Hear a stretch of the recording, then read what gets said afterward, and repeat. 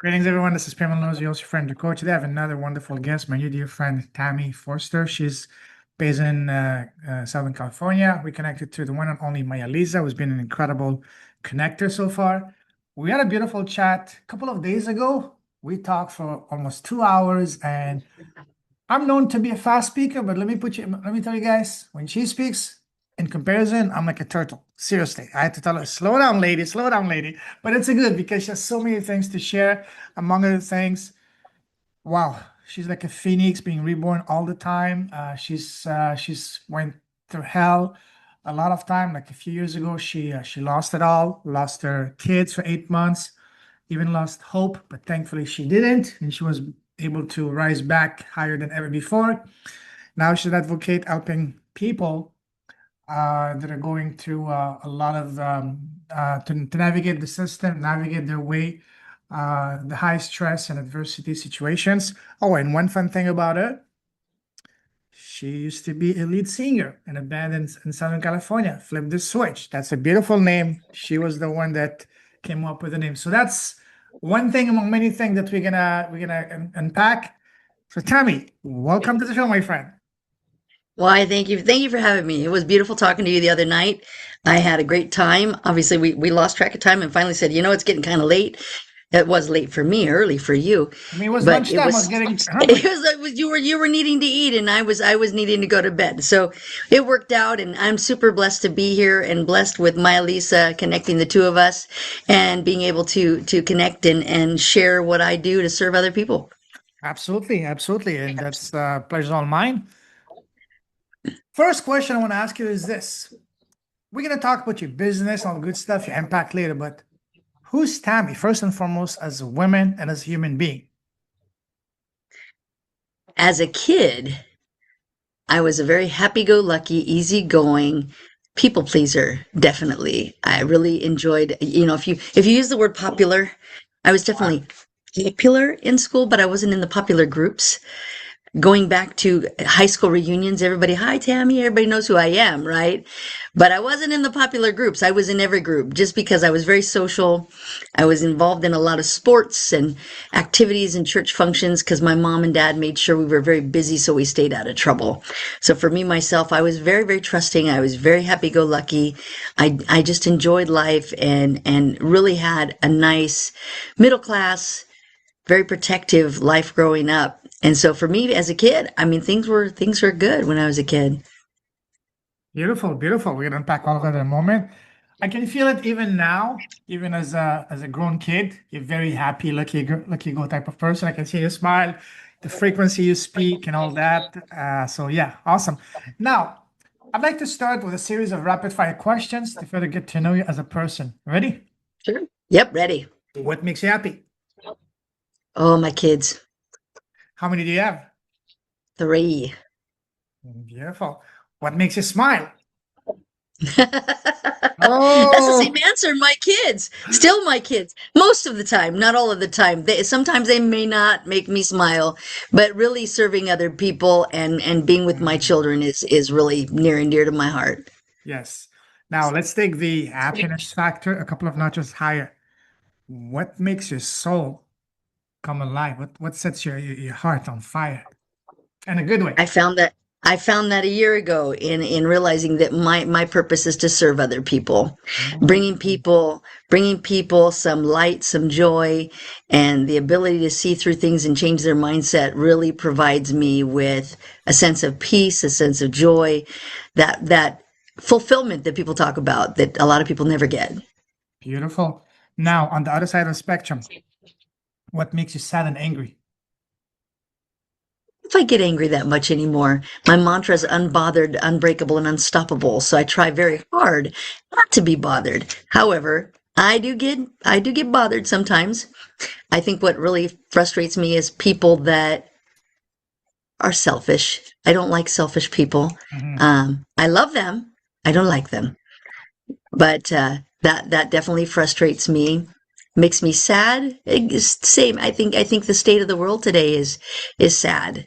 Oh yeah. We're going in a very, I think COVID and everything that happened brought us to a very self-centered world But because of that, it also brought us back to something of a world that is bringing connection back to. Absolutely, absolutely. Now, what scares you? That's a funny question because I don't know that I'm scared of anything.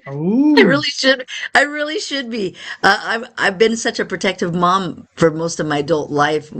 I didn't have my kids until I was almost 40. And as far as being scared of anything, I don't know. I tend to run towards helping people instead of running away. You know, if there was a fire, I'd probably run into it. I don't know. My son's really afraid of spiders. I'm not. I don't know. I don't know that I could answer that question as far as being scared of anything. I'm scared. I'm not scared. I love that. Fearless. I'm pretty fearless. Good, good, good. Now, what would you say is your personal number one superpower? Oh, calm. Calm is my superpower. I had to learn through the adversities that I went through. That was definitely what I learned was don't react, respond. I like that. Now, you like traveling, don't you? Of course, who doesn't like traveling? I love this question. Great, great answer. Sorry. We can do an entire podcast just on traveling. Traveling is my drug, but we'll do that another time. I'd like to take Right? you down a different type of traveling, down memory lane. Go back to when you growing up Mm, as a kid. You know, when we're kids, people around us, family, friends, neighbors, teachers, always ask us, "Hey, Tammy, what do you want to become when you grow up?" What was your answer to that question as a young girl? I had an answer. I always had an answer. I think as a young kid, it's a little bit of an irony. I wanted to be a singer. Oh, And I got to have that chance for a short period in my life. So I did make that dream come true for about 5 years. So that was very exciting. And, I don't think a lot of people ever become what they think they're going to be as kids. oh yes, oh yes. We'll talk about that in a moment. But growing up, what was your relationship with school? Did you love it or hate it? I was a good student, actually. I Mhm. didn't, I think because my mom was very particular about keeping us busy in sports, in all these different functions. Because we were in sports, we had to get good grades, right? So that made it a motivation for us to study and to get good grades. So did I hate school? No, I actually really enjoyed school. I had some good teachers. I had some bad teachers, but we won't talk about them. But definitely, for the most part, I enjoyed school itself. I don't know if I enjoyed the cliques or Yeah. the high school. Would I go back to high school? No. What was your favorite and least favorite subject at school? Favorite subject? Who? I was kind of a social studies and languages kid. What subject did I not like? I didn't really like English. I was good at it, but I didn't like writing all those compositions, big papers. That was a lot of work. Yes, you mentioned languages. Which languages did you take? Spanish. I had a Oh, very good Spanish teacher in high school, which was my motivation oh to yeah. continue taking Spanish through college. So I actually went through and got my bilingual attachment to my bachelor's when I went to Chico State. So I guess my little pinky telling me that teacher was also very handsome. Sure. Just He was a keep little kidding. older. He was my dad's really good friend. I'm like, I don't know. I don't know how to answer Okay. that. Yeah, yeah, yeah, He was exactly. older. So imagine that we're in the same class, say in grade 10, 11. What kind of student were you back then? Were you the shy, introvert, the quiet one, the life of the party, the superstar? Who were you back then? I was very social. I wasn't, I played a lot of sports, but I was more of a bench warmer. I was still learning. And I went to school with a lot of kids that were pretty natural athletes, so I ended up on the bench, which ultimately I ended up being a coach for a period of time. What did you But I coach? learned but sitting on the bench, you learn everything, right? So I learned all those positions. So that was interesting. What did you coach? What sport? I coached volleyball and basketball Oh, and amazing. softball. Actually, all three. I was a volleyball referee for 10 years. Oh God, oh God, okay, yeah. Oh, I grew up in France. I played football, soccer, and one day I made the mistake of volunteering to be a ref as a linesman for the offside. Before the end of the game, the entire opposing team was literally chasing me down. because Yeah, they don't like us. they were not happy with my calls. Exactly, exactly. I preferred when I was doing volleyball to be the one up on the stand. It was safer. Unless they come and take that. Right? Shake the stand. Yeah, yeah. Awesome. Now, were you popular with the boys in school? I don't know. I really was so busy studying, I really didn't pay attention to much of that. I was really raised in a very structured home, and so in order to have a boyfriend, it had to be proper, had to be come to the house, whole thing back in that time, right? And You have to ask your so I father's don't know. I really permission. right. I dated a guy from the time I was 16 until I was 18. So that was a long term in that era, long term relationship. Yeah. He actually worked for my dad as well, so that was very interesting, and ultimately later down the road became a pastor. Very funny, but we definitely took different paths. But I don't know. I later in life, it's interesting. I've had some people from high school hit me up and say they always thought I was cute, but they didn't Too tell me late, in high buddy. school. Too late, buddy. That's your chance. Too late. Awesome, awesome. What was your very first job? And do you remember how much you got paid the first time you worked? Of course, I worked for my dad. I was 13. My dad had us working at his auto wrecker. Okay. That is a way that we save money every summer to buy a car out of the yard. Mm. And I believe the very first time I started working, it was $3.25 an hour. Okay. And do you remember what did you do with the very first paycheck? And what did you buy? Yeah, we had to keep putting it away for the car. Oh, okay. How long did it take you before you were able to buy your car, your first car? Two summers. It took me Ooh, 2.5 summers, two and that's a half good. summers. So not too bad. Yeah, cool. Then you Wasn't mentioned a fancy car, however. doesn't matter. Get the job done from point A to point B, you know? I was happy. Exactly, especially at that age. Yes, yes, yes.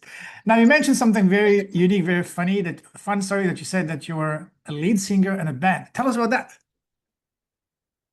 Funny story, because I used to go and just karaoke. I got involved in a bowling league, funny thing. And it was a Friday night bowling league, and there was a karaoke bar. And after everybody bowled, they'd go in and sing. So I joined in on the fun. It was Friday night. And there was a gentleman that had come in there and he'd seen me a few times. And he came in one night when I wasn't there and asked if anybody knew who I was. And my roommate was there. She bowled on a different night. And so he called me and he said, "We're auditioning for our band." And I'm thinking, okay, never done that before. I said, "Sure, I'll come audition." So there was one other gal, and I auditioned and I walked out and I remember going, well, that was fun. I probably didn't get it. I wasn't real confident at the time. And he called me up and he said, "The other girl was kind of a diva, so we decided that we could work with you." I don't know if I was flattered or insulted. I wasn't sure which to take that as, so I just went with it and started working with originally only three other guys. It was originally a four-piece band. It was myself, and we had a bass player and a drummer and a guitarist. We all sang, so it was a lot of fun. We all took turns singing. We had a good time just participating and having fun playing in these different places. We got to play in lots of different venues. And they had another band that kind of just collapsed. And so one of the other guys came over. That guy actually has been in music for a lot of years, and he was a very interesting addition to the band. His name is Kip Case. Cool name. He had a very cool name. Cupcase? And so he came over. Kip Case. Kip Case. It's being Not cup. silly. Not cupcake. Kip Case. It's being Yeah. silly. He was very tasty. No, it was very Oh, funny. He was a super nice guy. okay. And he had been for the older people out there, he that might know the band The Great White. Great White has been around a long time, since the Oh, yeah. 80s. Hair band, right? Not my style of band back then. However, he played in a band called, I believe, and don't quote me, I believe he told me it was called the Blue Rose, and got to tour with Great White for a year when he was a younger man. So he came into our band and he told me, he brings this case. I said, "What's that?" This is for you. And so, well, what is it? He says, open it. I said, okay. Open it. It's wireless microphones. I said, I'm not doing that. He says, yes, you are. And we ended up at this one place that we played at that had a really big stage. And I got off the stage with the wireless microphones in the crowd and had a really good time just singing in the middle of everybody. And when I first started, I was very nervous, I've got to tell you. I used to sing with the music in front of me. You know, I got my music stand and my music in front of me, and I'm just, paralyzed just singing. And they finally told me at one point, listen, you got to get rid of the music sheet. I said, but I'm not going to remember the words. They said, that's okay. We sing in mostly bars. They're drinking. They don't care. They said, Take it just sing out. watermelon, watermelon, watermelon until you remember the lyrics. So it happened to be right, and it actually worked. And I went, oh, so I stopped being so worried about the lyrics and started being more comfortable doing that. And it was really a big step to learning how to own your voice and being able to own an environment and just be able to speak or sing, which led me to today, right? And I think it's been a lot of fun. It was super fun. I did have to give it up because of what happened with me and my kids. So it was 5 years, and ultimately I had to move away and stop being in the band. I miss it very much. It was a big part of my life. I used to, for older people in the crowd, I used to call it my Calgon. For you younger people, you have no idea what that means. But What? for us older people, that was a commercial. There was a commercial for, I think it was a bubble bath. And the lady, all the kids are screaming, and she goes in the bathroom, shuts the door, and they show her in a bathtub, and the screen says, Calgon, take me away. And I was like, Calgon. this is Okay. my Calgon. This is my Calgon, where I can just get away. I've got to remember the lyrics, and I don't have to think about what's going on because all of this stuff had started happening. So it was my Calgon at the time, really, where I could just go sing and escape some of the reality of the adversities that I was going through. But it was a great time. We had a great band. We had a lot of fun. They were great guys. They'd all been singing for a lot of years, and they taught me a lot. That was a great time. Wow. Okay. And you mentioned that you were the one that came up with the name. Flip the switch. There's a funny story for that. When I joined the band, they had a weird name. I thought it was really a weird name. They were called the Sofa Kings. I'm like, that sounds boring. I was about to say Sofa that. sounds Yes, boring. boring. What are you guys doing? Lounging on the couches? I thought, I don't like that name. They said, well, we can be Tami Forster and the Sofa Kings. I'm like, I don't like the name. So they said, okay, let's do this. Everybody write a name on a piece of paper, fold it up, and we'll put it in a hat. And we'll pick one. And they picked mine. Oh, So we became Flip the Switch. flip the switch. I like that. I like that. And you did that for 5 years? 5 years. Why did you stop? I had to move, so it became a little more difficult to get to the gigs that we were supposed to go to. And where I moved to was the mountains, so it was snowing. There was times I couldn't get out. Yeah. And then I was certainly involved in the court case stuff, and that really kind of took over my time. It was a very, very heavy time for me. So for any musician wannabes, does that pay well? Being a cover No. band? What was the average Hey, pay I mean, per shift, so to speak? I Oh, think yeah. the problem is that, well, it doesn't pay great. I mean, you really have to love it, Yeah, because we would split it. So when you're talking 5 people, of course. and maybe you got $300, do Oh, the wow. math. And that's for all five of you per All person? 5 of you. All 5 of you. Yeah, you'd be You making walk out of almost there with 15 40, burgers. $50, maybe Yeah, $60, yeah, right? Maybe $100. Like we did some private stuff where we got a little more money, but yeah, yeah. not a lot. It was for fun mostly, definitely for fun. I could say I was a professional singer because we did get paid, but it wasn't very well. So you didn't think of pursuing that to a much more higher level, or? Actually, we had started when all my other stuff started, we were starting to write our own music, which was a lot of fun. I got to sing a song that I wrote and see how people reacted to it one time. So that was, I think I actually sang it twice before I stopped being in the band. But doing that was very interesting. Yeah. Writing your own music and really seeing how people resonate with that was a lot of fun. So you And were we had started recording, but it kind of fell apart. so you were the one you were composing your own music, your own songs yourself? I was right. So it's a funny thing. So the lead guitar player in our band, he didn't live very far from me, and he would call me up. Hey, Tammy, I just wrote this new riff. What's the riff? I need you to tell. Song? It's a It's the chord? song, right? The Okay. song on the guitar. He just wrote a song, calls it a riff. I said, it's 9 o'clock at night, dude. He says, I have a beer. Come on over, right? Have a beer. I'm like, dude, okay, fine. So I would go over. And I think it's very backwards because usually you take lyrics and you put the music to it. We would do it the other way around. So I would go over there and listen to his riff, and I would just start singing and writing what I would sing. So within a very short period of time, we had put together a song, probably in an hour and a half by doing it that way. And it was a lot of fun. And we presented it to the band, and we put it in the studio with the rest of the instruments. And it was fun seeing it come together. It was a lot of fun to do that. I miss that. It was definitely something that was a lot of fun for me. It really, Yeah. really a passion for me in singing. It's a funny story because my mom, when I was young, when I was little, kindergarten, says that my voice went from normal to froggy, like that. So she took me to the doctor. And what's wrong? Well, I had what they call growths on my vocal cords. So at about age 10, I had surgery. They removed one. I still Wait. have one. Time out, time out, time out. How old were you when you were in band? Because they take me back to A lot later. It doesn't make any sense. So here's the thing.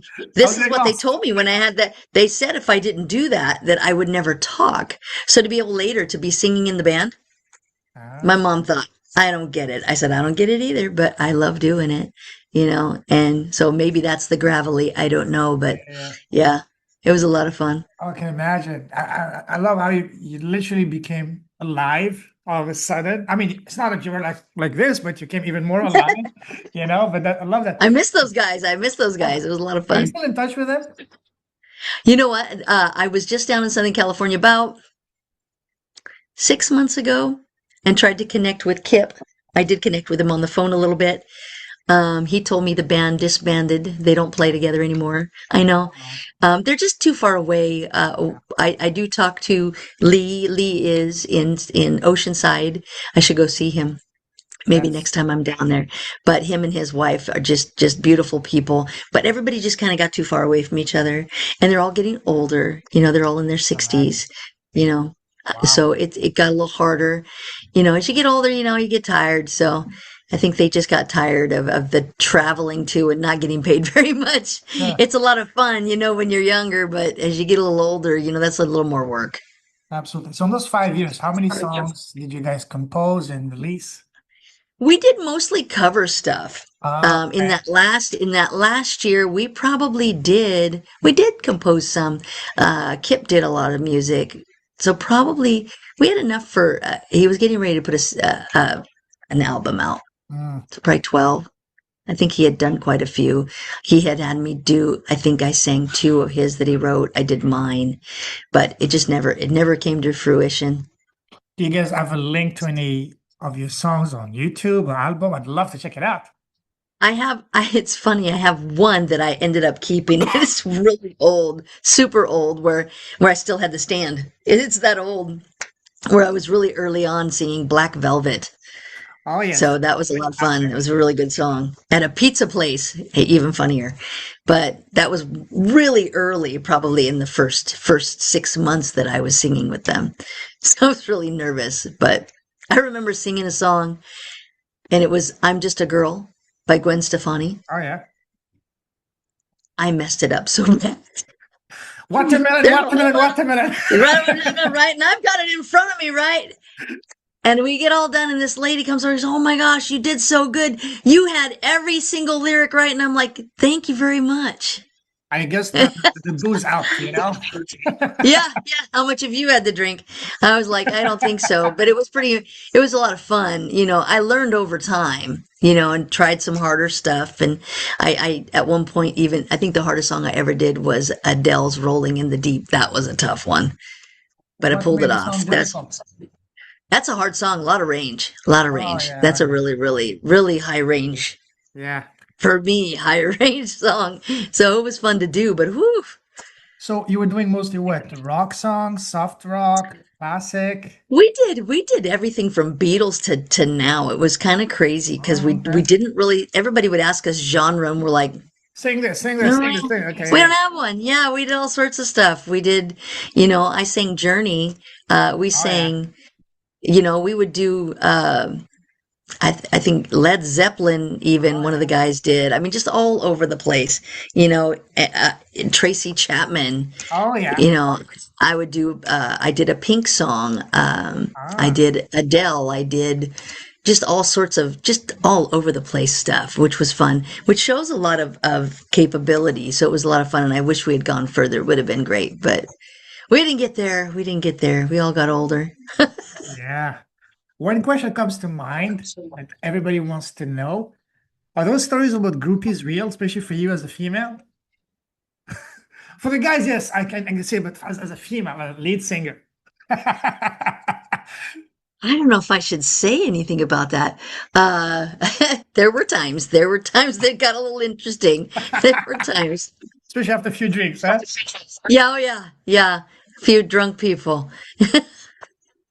Okay. Now let's switch gears. I love that. I love that. I love talking about things that really bring you alive, and I can see that this was something very passionate. So before even changing switching gears, all the things you learned while singing, you mentioned that you became, at least for me, when I started my podcast, greatest gift for me was to kill my shyness. Did that help you kill your shyness, find your voice, becoming more confident when, as a result of you More singing? confident, yes. I think I was never shy. I don't know Oh, if I'd ever classify myself as shy. yeah, I, yeah, I mean, I just didn't care growing up. I was very social. I would walk up to anybody. I think yeah. probably even as a little kid, my mom would tell you how to walk up to anybody. But I think there were times where I wasn't as confident. So certainly singing in the band and getting up on the stage definitely built confidence. Definitely built, yeah, as I got better too, as I improved and I got rid of the stand and then the lyrics and really just decided to have fun with it is when I really got confident and I really did better. One thing that I realize in business and in life is the business world is very competitive, and it's all about how can you set yourself apart? How can you differentiate yourself? Mhm. Have you used any of your singing in your marketing material, in your branding or anything? Like, I think that would really be absolutely phenomenal for you. Using your background as a singer, as a former singer, and your marketing. Hey, for example, you can even say the singing, whatever, singing coach, whatever, singing mentor, and even in your messaging, whatever. Hey, welcome or whatever, and a singing voice and tone. I think that would be amazing way for you to really set yourself apart. I See what I did mean? something very interesting when I entered into the Forbes Riley community. Ah, I I had stumbled across AI music, okay. and people have different opinions on AI music. But I had gone to a second event at her studio, Mhm. and I decided because it was her daughter's birthday, I composed a song on AI, just a quick little cute about her Oh, business song, and presented it to them. When I did that, it opened the door for customizing AI music inside of that community. And so I've actually done quite a bit of AI music. My son gives me a hard time because he likes producing music. That's not real. And I'm like, okay, but people use it all the time now. You got to stay with the times. But they've come up with some other aspects to it where I was able to put my own voice. mhm. So I had a really interesting appointment with a gal in our group. She's a pastor and she does coaching, and she wanted a song made for her. And so I took her website and I took some of her information and I composed a song and I put it into the program that I have, and I presented him to her. And she said, she cried. We both cried. I mean, it was a very, very touching song. But then I played her one that I did for myself where I was able to superimpose my voice. She said, you know what? I love the songs you made for me, but I really like your voice. And so I ended up composing two songs for her in my voice. And that was a lot of fun to do and really validating again too. It's been a long time for me to sing, and I keep kind of going back to it, playing with it a little bit to bring that back a little more because it definitely obviously it was a passion for me. I had a lot of fun singing. When I was listening to you, an epiphany came to me. You could build a very fun, very successful business creating songs for authors, speakers, coaches, Seriously. I'm already doing it. I'm Oh, already doing really? it. Beautiful. And Okay. that's what I do inside. I'd call it a beta test inside a Forbes community because those are people that are in our group. You know, Yeah. we're supportive of each other. But to be able to reach out and put that elsewhere, I've kind of started to do that too, and say, hey, I'm here because I've really had a lot of fun composing. I did early on. I did one for myself, and just recently I did another one, a new one. We change, right? We Of definitely course. change through this process, and I've changed, and my mission has molded and formed into new exciting ways. So I redid the song, Yeah. and I played it, and I played it for somebody the other day, and they were like, "That's an awesome song." And I thought it is an awesome song because it really resonated a lot with what I want to do. It was definitely more about serving other people. Yes. And I use the word warrior in my name, right? The legal system warrior. Part of the song is warrior, lift your head. I would add the singing just before that, the singing warrior, whatever. Right? Extra punch, you We'll know? sing at parties. We'll sing at parties. Yeah. You can make even the It was a lot most of fun. boring thing fun, you know? Yeah. I think it's important, and I do want to bring it. When I just did a speaking event just recently, I followed up with this gal that was talking about finance. And I felt bad because she was at the very end of the day, right? I'm thinking, oh my gosh, we just had lunch. We've been here all day. Everybody's now scrolling on their phones. They're yawning. And she's up there talking about the rule of 72 and all these things that maybe you're right. You should have put her at the beginning of all of that, right? So I followed up from her and thought, I've got to get up there and catch their attention. I thought that was very, very important to do Here's your tagline. and was able to do that. Here's your What's tagline. that? Here's a tagline. Make finance fun again. Yeah, make finance fun again. I agree. It's hard because, boy, some people get up there and they're like, so let me show you the rule of 72 and let me show you this and let me do, like, Imagine she were to do that while singing. Everybody would shut oh up my and take gosh. my money, you know? We had a gal that got up there and she rapped. That was funny. That was impressive. Get up there and do something different. Get up there and do something different. Seriously. I think that really, especially today Oh, yeah. in this fast-paced social media, it's just like when you post, you got to stop the scroll. Okay, when you get on the stage, guess what? You got to stop the scroll. I love that. I Same love thing. that. Same Seriously, thing. I want to see more of that. That could be literally your greatest thing for you. Seriously. Oh my gosh. I really, it's funny because our little children's book that Dr. Carla Hooker and I made, I even made a jingle for that because we talked about going down the line and doing an audible, like a little fun reading of the book as well for kids. So it's been a Yeah. lot of fun to get back into that entertaining aspect of it. And it's important, you see the people that actually are successful, whether they be speakers, actors, whatever they're doing. Well, you have to be entertaining. It's a must. It's a non-negotiable. It's a must. Have fun with it, laugh, have a good time. When I was up there singing on that stage, man, I got to tell you, we had the best time. Of Now course. I played tambourine, Wow. right? I grew up being a drummer, which is a little Oh, unique. yeah. Yeah, I was a drummer. So, yeah. So I tapped a lot through high school. That was probably annoying for most people. But you can't be a drummer in the front and sing because that's a little too much. So I had a tambourine. So when the other guys were singing, I'd play the tambourine. I would get so into playing the tambourine, I literally would go home with bruise. I would bruise the heck out of my leg playing because I had so much fun. I'd have a bruise for a week after Wow. just because I just played so hard. It just was fun. We just would get so into what we were doing. Of course. It obviously carried a passion for all of us, and that was a lot of fun to be able to bring that to other people. Oh, I'm sure. I'm sure. Absolutely. Now, switching gears, even though I don't want to, but let's move forward. So, from the Sure. time you left school and also in parallel you left the world of music, how would you describe your path? Would you say it was pretty much straightforward, smooth sailing? Once you're into one lane, you were set for life, or more like a roller coaster, ups and downs? I think my life was pretty straightforward up until I left my hometown. And I reflect back on what one of my aunts told me. She says, "Don't go. What was your And I hometown? look back on that. She told me, don't leave. She said, don't leave.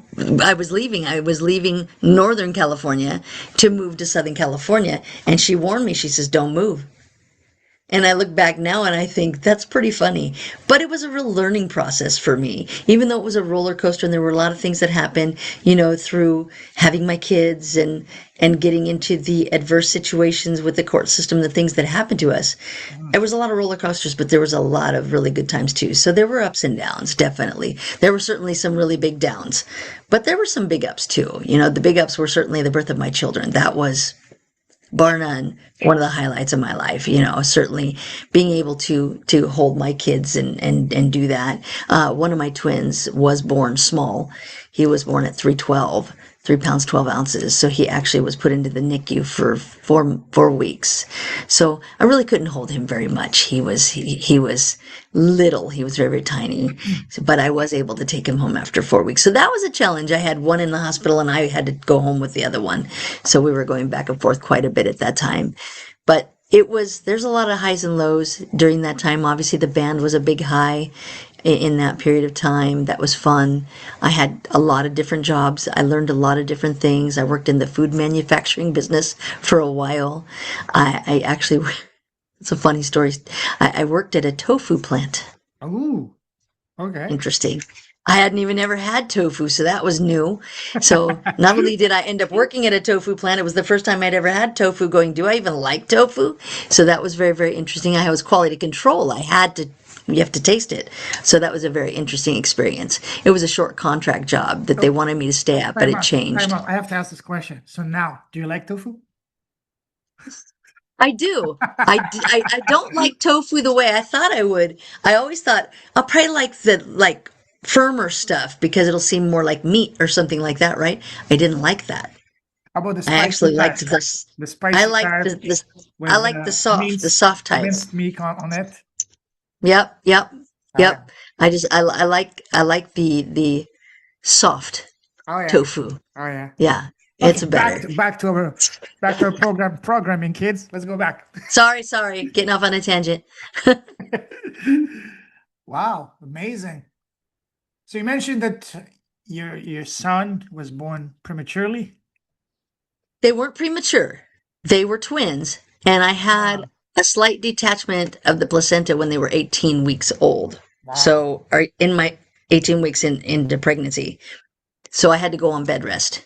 And I believe in that period of time there was some damage to the umbilical where the feeding was going on. And my son, one son was getting a lot of nutrients, the other wasn't getting so much. So by the time they were born, my one son was 5 pounds 10 ounces and my other son was 3 pounds 12 ounces. There was quite a difference. And so he was too small to take home. But they were great. It was in Southern California, St. Jude's. I'll give them a shout out. They're amazing, amazing hospital. And they were just really great in the NICU. The NICU nurses there are fantastic. They put them in a little, looks like a swimsuit, but it's really a protector for their chest because they put them in the sun, right? And the little sunglasses that aren't really sunglasses, but it's just so the parents don't freak out, right? What do you got on my kid? And all I remember is that preemie diaper I had to cross over because he was so small. He just was so small. But he's a fighter today. He's definitely All right. he's my strong-minded kid. Good. That reminds me when I was born 1 month, 1 month and a half earlier. So they put me in an incubator, and the doctor back then Yep. told my mom that I might have heart conditions and might be a semi miracle if I make it past 5 or 10. That was quite a few weeks ago, and I'm still here. Thousands and thousands of weeks ago. Yeah. Exactly. Imagine, look at me. I think I'm older. Yeah, that's Thank you, impressive. Doc, And for it's believing true. in me. Say, Yeah. right? Yep.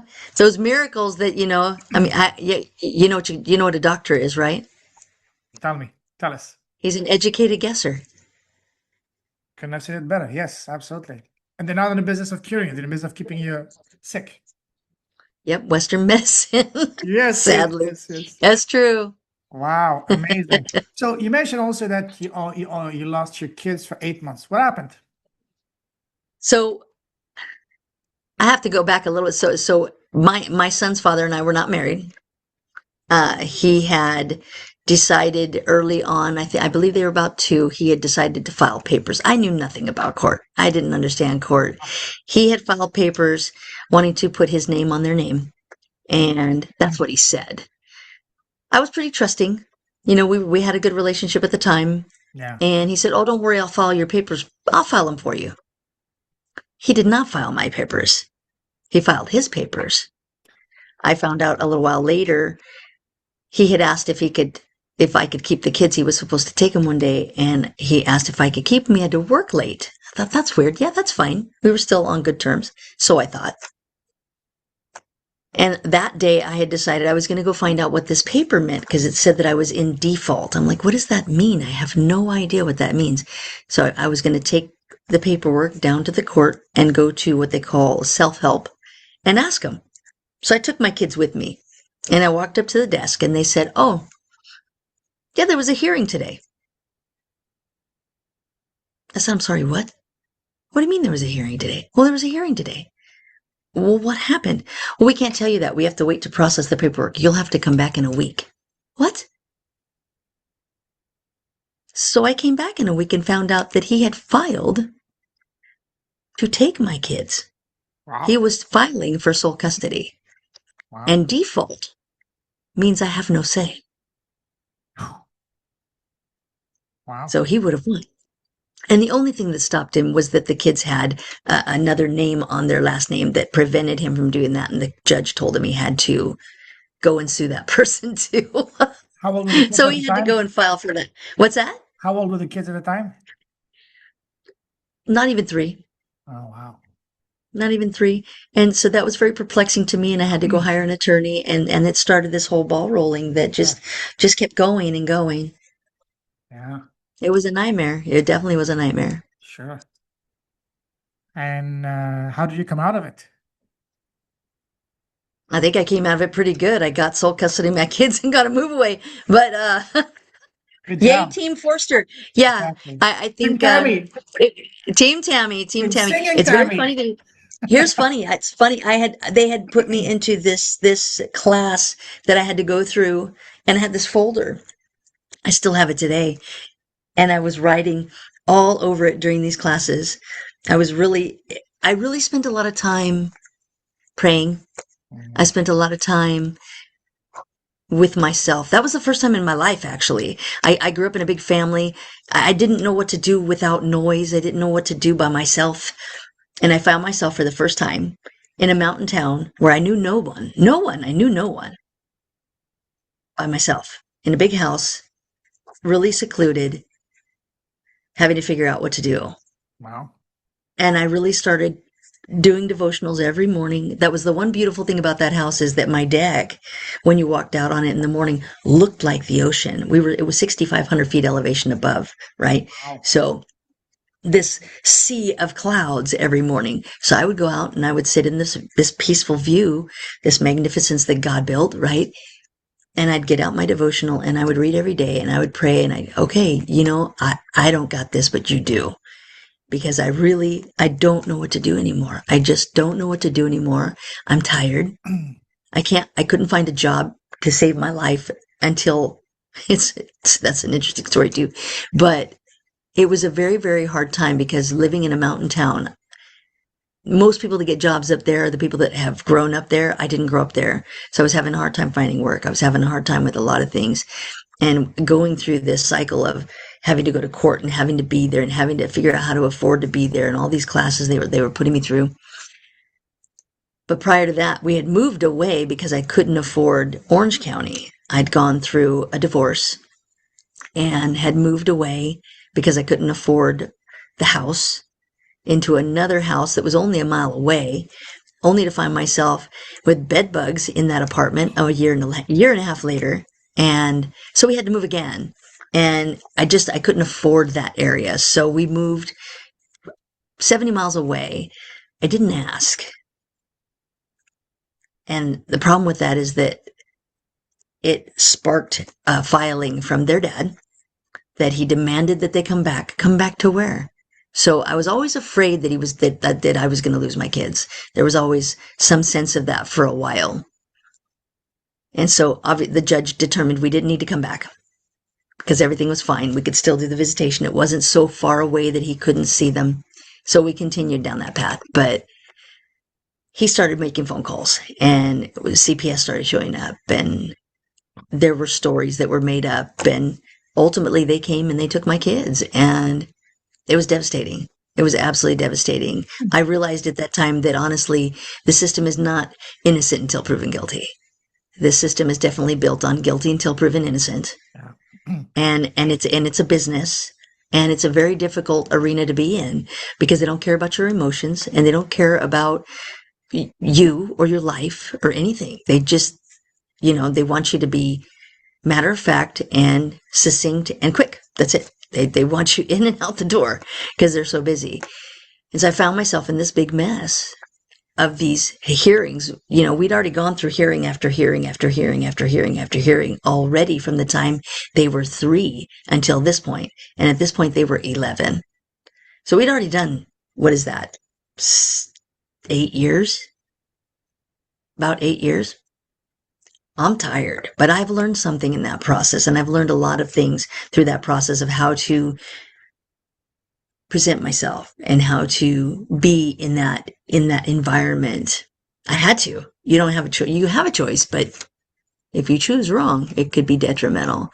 Yes.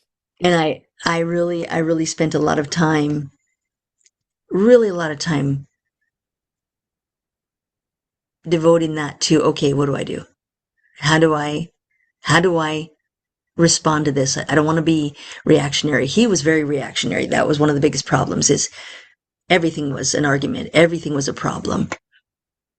And I had to take a step back from that, because I was doing it too, right? You get in the middle of this argument, of this massive adverse situation, and knee-jerk reactions are very common. Everybody's mad at everybody. Yeah. But who's really getting hurt? The kids. The Yeah. kids. Yeah. Right? And I started to realize, oh my gosh, I'm hurting the people closest to me. When I really think, I'm sitting here thinking I'm fighting for them, but it's hurting them. I may not like what he's doing, but he's still their dad. Yeah. He's still their dad. Like it, lump it. He could be the biggest jerk in the world. He's still their dad. So I found myself actually emailing him on this site that we had talked to on every day, and he'd use it to beat me up, telling him, just be their dad. Just be their dad. Just be their dad. It didn't work. There's a lot of people that go through the system that want to win, and that's really ultimate over everything. And it's too bad, because it isn't about winning. If you continue in that fight, you're not winning. Yeah. You're just not winning. It is detrimental in so many ways, mentally, emotionally, financially, and ultimately physically. I mean, stress can kill you, Oh. literally. So when you get into these, there's distress and eustress. There's two different, there's two different types of stress.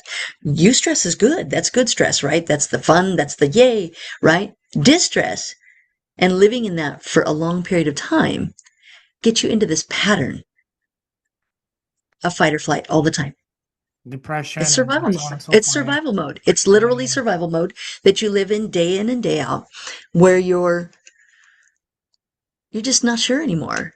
Everything is confusing. Everything is a question mark. You're questioning yourself. You're questioning everything. You're just questioning everything. It's a very difficult, dark place to be in.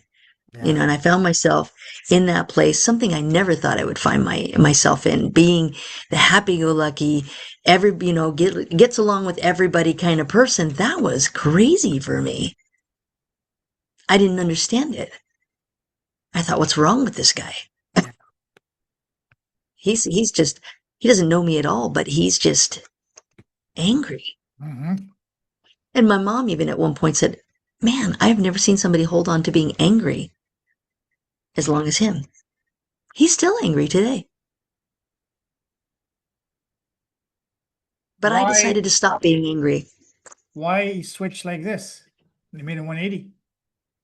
Me? No, him. Why did I? Oh, him?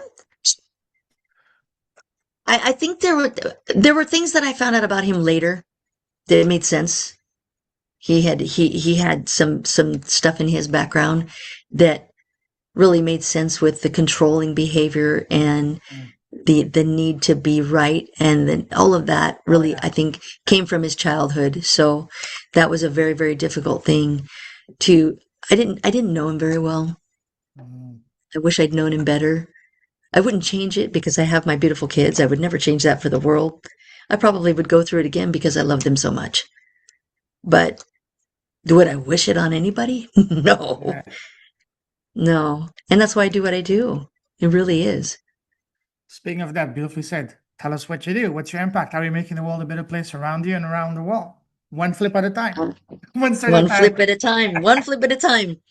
Well, as a resilience mindset coach and a financial consultant is what I do today. And with that, I'm known as the legal system warrior, not as an attorney. And a lot of people ask, well, what kind of legal services do you? I don't provide legal services. I provide services based on a mom who lived through it, knowing how hard it is to traverse and knowing what you're walking into. I can provide a different insight Mhm. to that to give you clarity, confidence, and a strategy that allows you a different way to walk in so that you don't walk out crushed.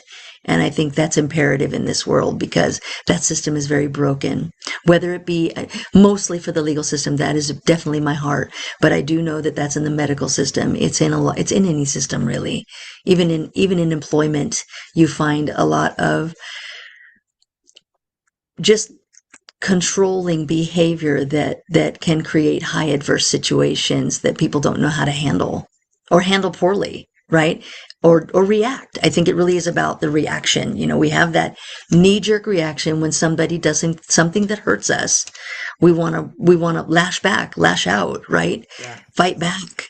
It's kind of innate in us for sure. But when you can learn to take a pause,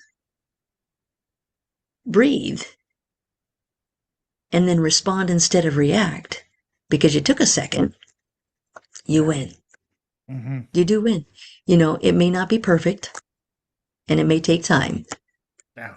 but those little behaviors and others that I provide in my training too are ways to handle things better. I just graduated my neurolinguistics practitioner. I already had Congratulations. masters of coaching. Thank you very much. And it was fun to go through. It was really interesting to see how the mind truly works and how you can traverse and change your mindset and truly change the way that you think into a positive, more healthy manner. Mm. And that's what I want to provide to people is really giving them that ability, even in a high adverse situation, Yeah. which we all go through. I think some people get lucky and they don't have as much, but I loved I don't know if you know who Stephen Furtick is. He's a pastor that is on YouTube. He has a church in North Carolina. It's called Elevation, I think. And I listen to a lot of stuff when I'm walking. I walk every day to make sure that I stay in recovery with my back. And I was listening to Stephen Furtick, and he said something I thought was really profound because you often think when you've gone through these high adverse situations, why me? Why so much? Right? What the heck? I see these other people, they don't have to deal with all this stuff. And why do I get so much of this crap? Right? He said, for you guys that get so much stuff thrown at you, that's because Satan's afraid of you because you keep getting back up. And I went, okay, I feel a little better, right? That makes me feel a little better that, I just keep getting back up. And that goes back to my mantra of unbothered, unbreakable, and unstoppable. I know that we all get bothered. We all get bothered. There's no one in this life that isn't going to be bothered by something. But don't let it stay with you. Don't let it ruin your minute, your hour, your day, your week, your year, whatever. Don't let it do that. Stay in that for a minute. Like a friend of mine in our Forbes community says, okay, have a little pity party for a few minutes, but then get over it, right? Yeah. Don't be unbothered.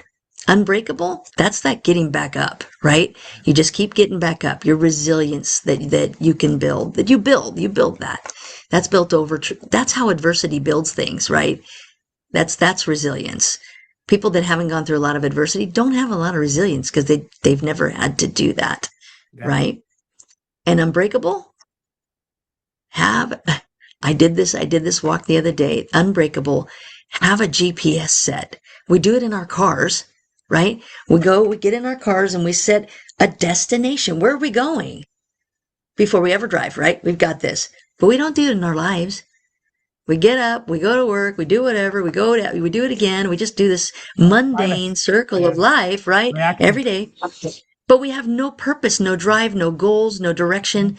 When you start to do a dream board or write down pen to paper, this is where I'm going. This is what I want in my life. This is the direction I want. This is the trajectory I want my life to go in. Because if you don't have that, if you don't have a destination, where are you going? Nowhere. I didn't have one either. I think many, many people go through life like that. Just we get used to it.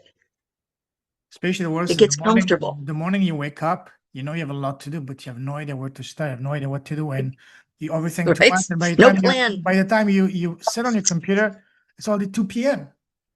Yep.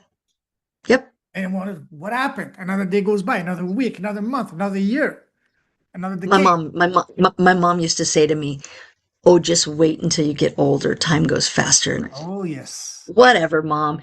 Today I'm like, "Oh my gosh, it's Thursday already." it's Friday here. Wasn't it just Monday, right? And so it's It's really August perplexing 7th. when you. I remember New I Year's Day know. was yesterday. You know. New Year's, right? Yeah, just flying by.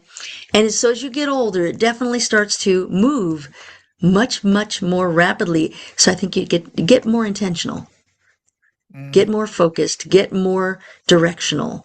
Set your GPS, do a dream board, do whatever you have to do. Put it in front of your face.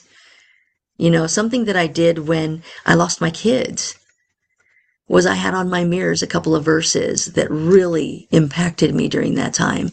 And so on my mirror, I'd read them every day because they were in my face. I saw a YouTube video last night or a couple of days ago, short about productivity, and they said do 3 things and your life will change. The first one is every night before you sleep, write down 3 to 5 things that you must accomplish the next day, and Mm-hmm. don't do anything else until you do. Once you do that, your productivity is going to go through the roof, and that's something that I myself, and I have no problem admitting it, I need to do as well. Isn't it? It's crazy. The simplest things, and I struggle with it still today, but I work at it every day, knowing, okay, these are the things I really want to get good at, right? Is that being more, more directional, more intentional, Tammy, just more that's intentional. that's one part of the equation. The other part is, at least from my experience, not getting distracted by a message, by an email, by this, by that, by this, all those apps on Very your phone hard. blowing up. They say that you need to turn off your phone and not check it. Actually, the most successful people don't check their phone until they only check it twice a day, at 11 a.m. and 4 p.m. That's it. Hmm. Email once a I day. might start doing that. Yes. Because I'll tell you what, even my son, it's quite impressive. He won't bother me. If my door's shut, That's he good. won't bother me. Mhm. Now my friend that lives in the backyard, you still walk right in, right? Sign up, hey, right? I'm like, listen, do I need to lock it? I mean, seriously.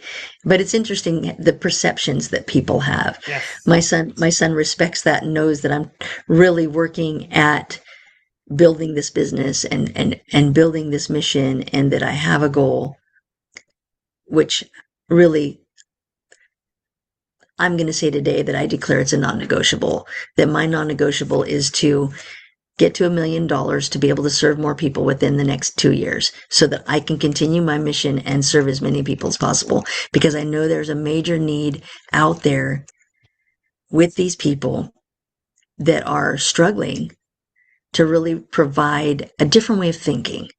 Yep. Change your mindset, change your world. Honestly, I think we spend a lot of time in that woe is me.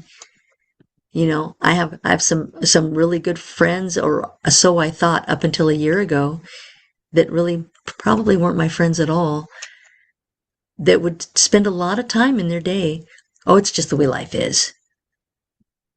Or, life sucks.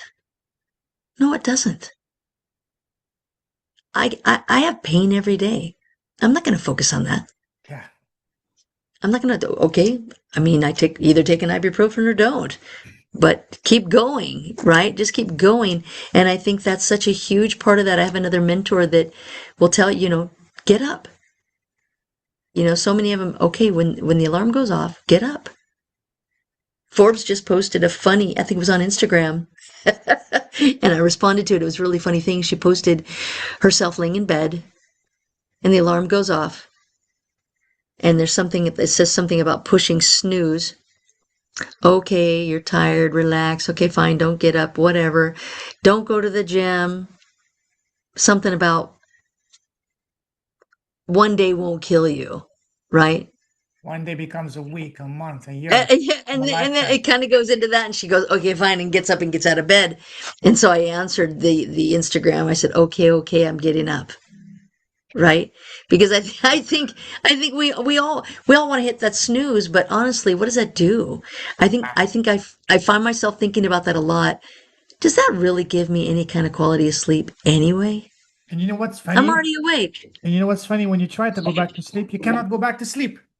So now you just laid there for 10, 15 minutes looking at the ceiling, going, what am I doing laying here? I mean, I could be doing so many other things. And it really has shifted my mindset to go, okay, I got up early this morning. I had a podcast this morning, and the gal is on the East Coast. So she's okay.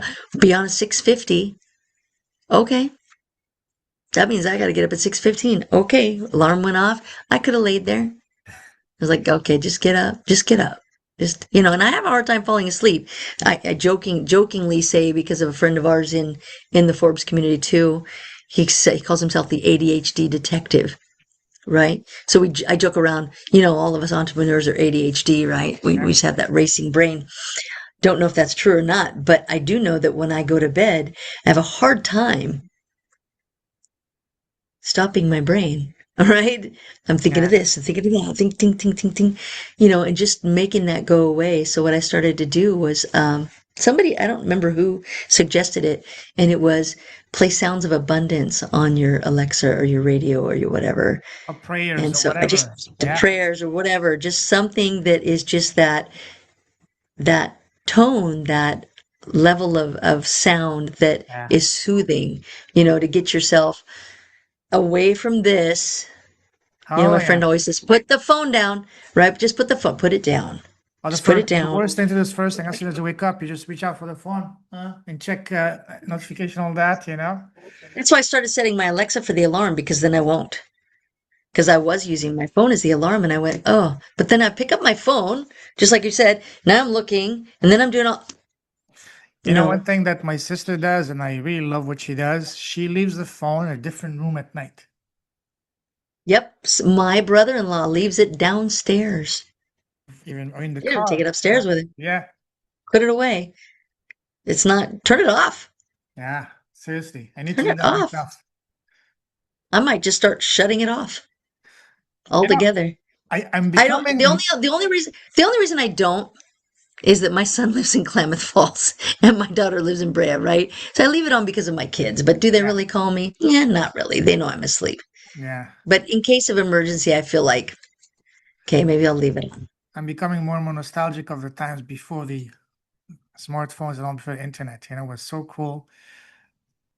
Well, yeah, the dial phone and all that with a thing that you put in your head to hear to listen to the calls.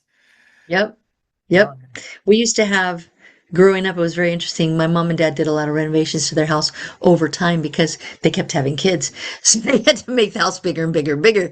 But when we would walk into the house, you'd walk into the front room and through the front door. And if you went to the left, there was a hallway. If you went to the right, there was like a little alcove into this galley kitchen. In the alcove was this, they literally were called telephone chairs. They don't exist anymore, right? Telephone chair. Because it was it was almost like a desk, but the chair was sideways and the desk was, the table was over here, and you had your rotary phone sitting on there so it could get plugged into the wall, and that's where your phone was.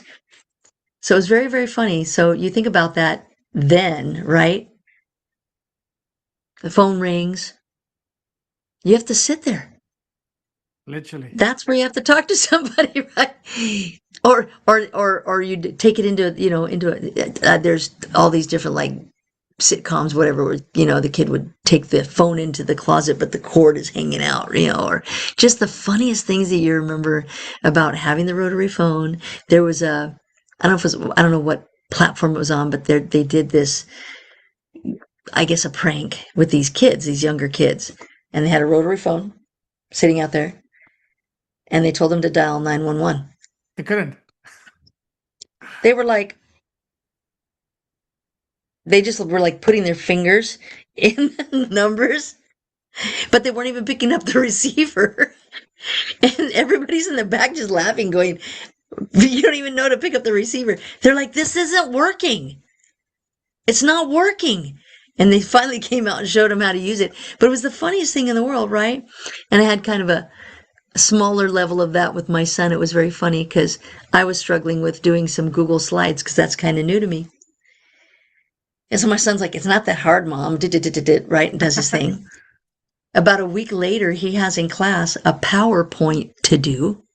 I don't understand this stuff. And I'm laughing. I'm like, that was before Google Slides, right? This is what I know. So I'm like, okay, let me help you. So it was really funny to see how the times change, but some of that Yeah. stuff still gets used. It's very, very interesting. But we had all sorts of, you think about that.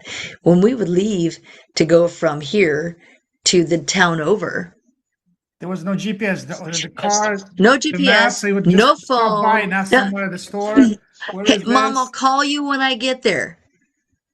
See what I You see. just had to you just had to trust that they made it, right? And just wait. You just had to wait. I remember those There's no big patience, no. Macs on the lap at the passenger seat, Thomas taking a Thomas pen Map Big and just literally guiding the driver. Okay, this one you go this one you go this. Oh yeah. different stuff. It's a very, very interesting thing because they can't even relate.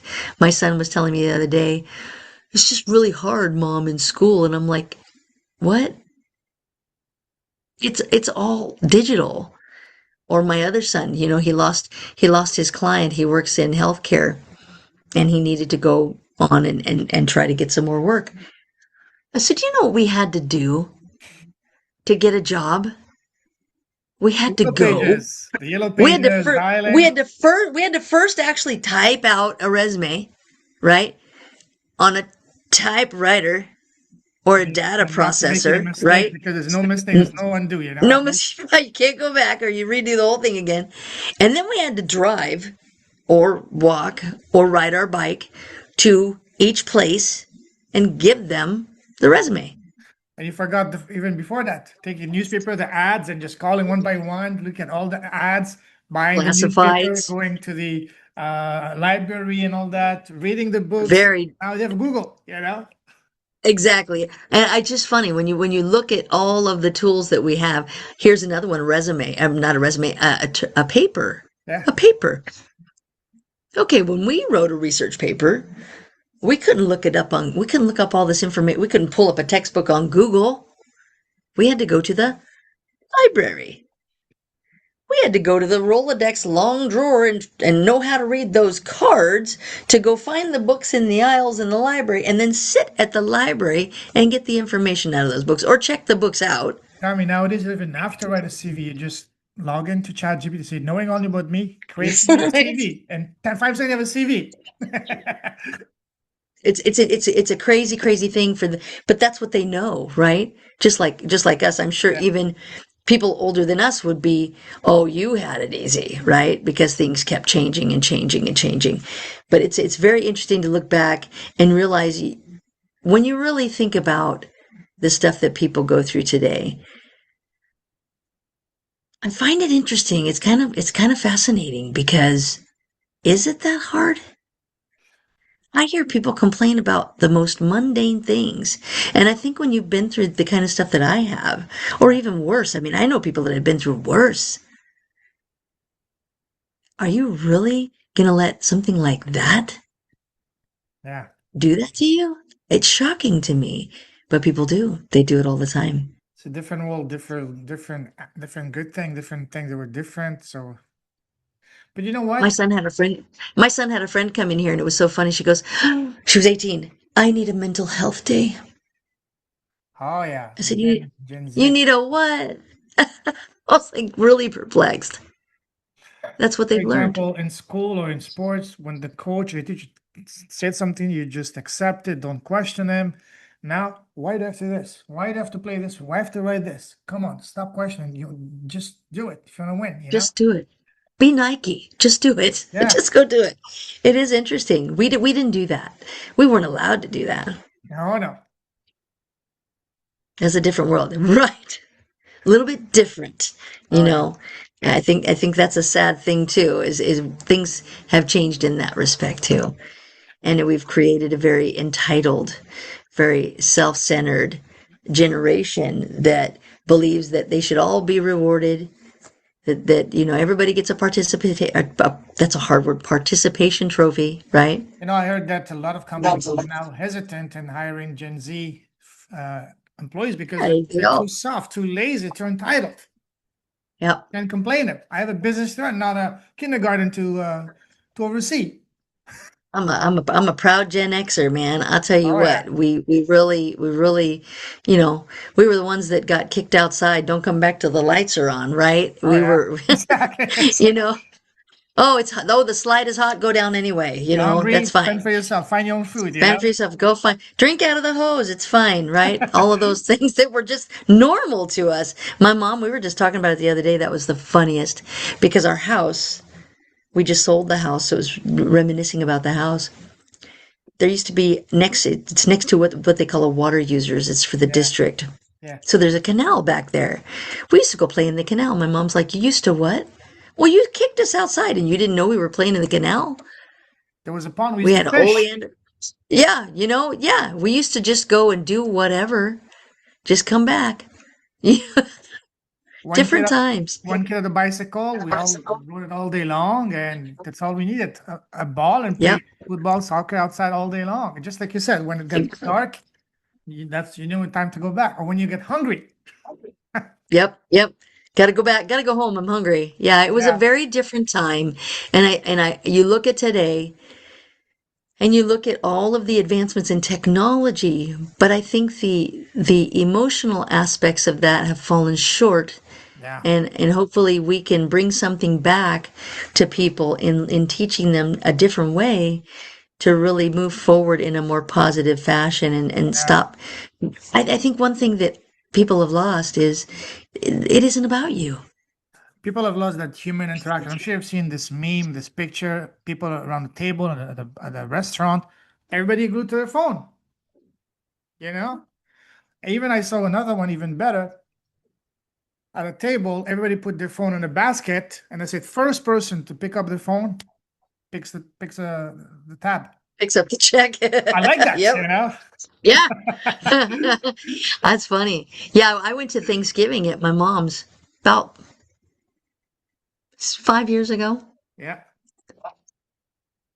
And I'm standing there and I'm looking around, and everyone was either on their phone or their laptop. My dad had passed. My tablet. dad would have. Yeah. That was when my dad was here. Don't you dare! Oh Don't you yeah. dare! Nope. Family time. Nope. But boy, everybody was either on a tablet or a laptop or their phone. And I said, "Are you guys for real? So sad. Yeah, I know. There's Put that them human down." interaction, human touch that I miss, that we miss, we all miss, and that's why I Yeah. miss the old world. Yeah. It Like was. It was a different time, man. neighbors It were was. family. Listen, I literally It was was. my neighbor, our neighbors growing up was literally, uh, you know, uh, taking care of me when my parents went to work. They were, oh, you need something? Go ask the neighbor. Oh, can I borrow some salt? Can you do this? Can you do this? Can you do this? Now neighbors barely know them. Yeah, there's a comedian that came on with a skit for that. He came on, he says, back in my day, we would we would have somebody come over, and my mom, she would have a bundt cake that she'd make, and it'd be on the table. Don't touch it. That's for anybody that come. Visitors. That's for visitors. And she'd have the coffee ready to go at all times. And, the doorbell would ring, and everybody go, who is it? Yay, who's inviting? And the door would open. Come on in, right? Absolutely. Right. And then he says, but fast forward to today. Now the doorbell rings. People go flying on the floor, and they're looking at each other. Did you Everybody's invite somebody? hiding. No, I didn't invite anybody. Everybody's hiding. Who is it? I don't know. Did you invite somebody? Call And they're picking 911. and I went, that's true. And I went, Start wow. recording. Yeah. Right. Totally different time, right? Where the people are just afraid of each other. And I thought, wow, we have really lost touch. Or even when someone has a problem, instead of helping, they start recording. Come on, be human. Help first. Oh, I need to. You want to slap? I need to get this on Right? camera so I can go viral. Get some likes. Anyways, we can do an Yeah. entire episode on that, but let's come back to our sheep, so to speak.